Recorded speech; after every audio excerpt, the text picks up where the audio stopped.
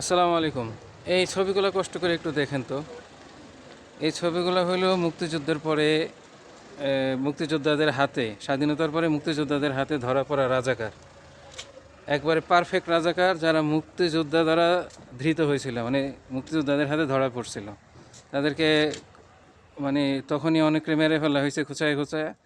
কিন্তু প্রশ্ন হলো যে এখানে কি কারো মুখে দাড়ি দেখতেছেন? একজনের মুখে কি দাঁড়িয়ে দেখতেছেন? টুপি দেখতেছেন?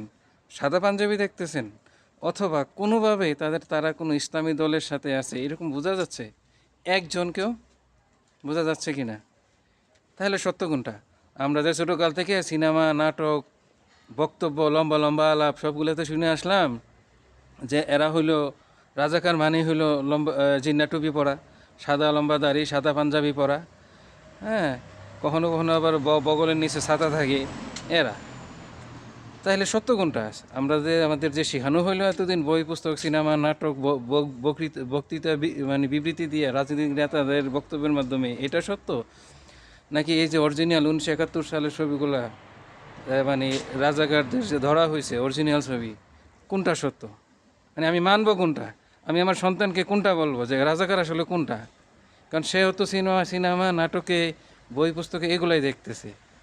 মানে এই মুক্তিযুদ্ধ নিয়ে এই ব্যবসাটা কবে বন্ধ হবে? এই বিভ্রান্তি কবে আর বন্ধ হবে?